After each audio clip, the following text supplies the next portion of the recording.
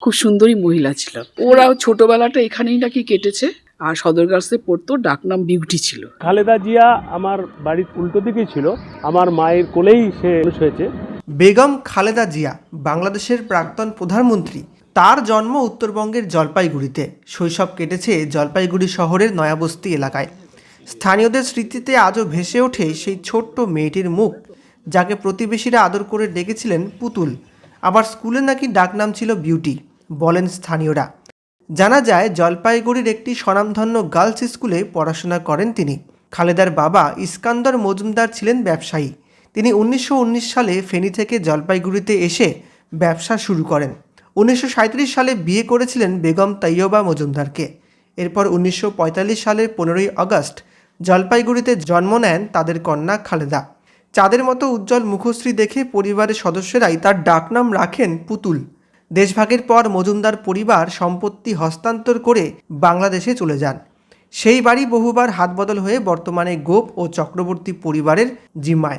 গত বছরও তার আত্মীয় স্বজনরা আসে, ভিটে দেখে প্রণাম করে তারা চলে যায়। খালেদার মৃত্যুতে শোকাহত ওই পরিবারের সদস্যরা জানিয়েছেন, আমাদের বাড়ির সঙ্গে তাদের স্মৃতি জড়িয়ে রয়েছে, তাই এই খবর আমাদেরও ব্যথিত করেছে নিঃসন্দেহে।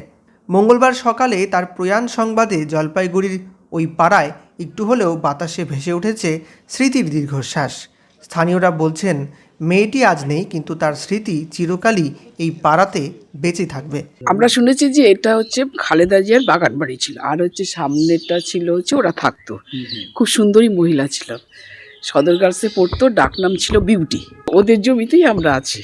আচ্ছা, আমরা বাড়ি কিনে, পরের জমি কিনে বাড়ি করেছি। ওরাও ছোটবেলাটা এখানেই নাকি কেটেছে, আর সদর গার্লসে পড়তো, ডাকনাম বিউটি ছিল, সুন্দরী মহিলা। প্রত্যেকটা মৃত্যুই দুঃখের।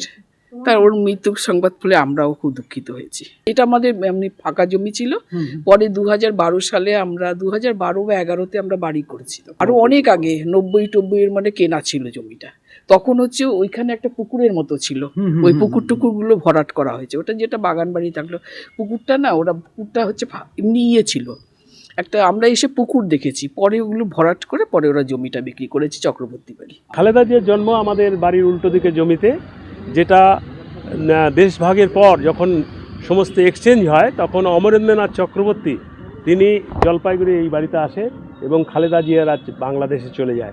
এই বাড়ি তখন থেকে অমরেন্দ্রনাথ চক্রবর্তীরা থাকে এবং খালেদা জিয়া আমার বাড়ির উল্টো দিকেই ছিল, আমার মায়ের কোলেই সে মানুষ হয়েছে এবং এখানে থেকে রেখেছে। এখন জলপাইগুড়ি শহরে প্রায় গত বছরও তার আত্মীয় স্বজনরা আসে, ভিটে দেখে প্রণাম করে তারা চলে যায় এবং ভিটে, হ্যাঁ, এখনো গত বছরও এসছে। গত বছর তার ভাগ্নে এসছে, এসে যখন প্রণাম করে যাচ্ছে, আমি তাদের আমার বাড়ির লোক মায়ের কাছ থেকে কি শুনেছেন যে কোলে পিঠে মার মানুষটা- মানে শুনেছি যে তারা অতি ভদ্র লোক ছিল এবং প্রতিবেশী হিসাবে ভালো ছিল। তারা আমাদের সাথে মিলেমিশে থাকতো। আমরা খ্রিস্টান, ওনারা মুসলমান, আমাদের পাশে হিন্দু, সবাই একসাথে থাকতাম। যেহেতু আমার বাবা বিশ্ববিখ্যাত ফুটবলার ছিল, খুব নাম করা জলপাইগুড়ি, বহুত ইস্ট বেঙ্গল, মোহামেডান এইসব জায়গায় খেলে গেছেন। পরবর্তীকালে পিতার নাম কি ছিল? পিতার নাম ছিল স্বর্গীয় ফজলার রহমান। তিনি ছিলেন সোনাউল্লাহর নাতি এবং সোনাউল্লাহর মেয়ে ছিল আমার ঠাকুরমা, মানে নিজস্ব মেয়ে ছিল। এবং সেই সূত্র ধরে একটা পরিবারের সঙ্গে তাদের সোৎপোত ছিল। যেহেতু নয়াবস্তিতে ওনার বাড়ি ছিল, যেহেতু তখনকার দিনে খুব কম সংখ্যক মানুষ জলপাইগুড়িতে বসবাস করতো, সেজন্য তাদের সঙ্গে সবার আত্মীয়তার একটা ছিল এবং আমাদের খুবই ক্লোজ বলেন, আত্মীয় বলেন, আমাদের ওতপ্রোত সঙ্গে জড়িত এবং সম্পর্কে আত্মীয় হয়। খালেদা জিয়া প্রধানমন্ত্রী থাকাকালীন আপনি বাংলাদেশ সরকারের আমন্ত্রণে ওখানে গিয়েছিলেন। একবার আমি কোন গিয়েছিলাম, সূত্রে? গেছিলাম ওই যে জমিরুদ্দৌলা সরকার, যে ব্যারিস্টার ছিল, বাংলাদেশের স্পিকার, অস্থায়ী প্রেসিডেন্ট কিছুদিন ছিল, সে আমাকে ডেকে নিয়ে গেছিলো।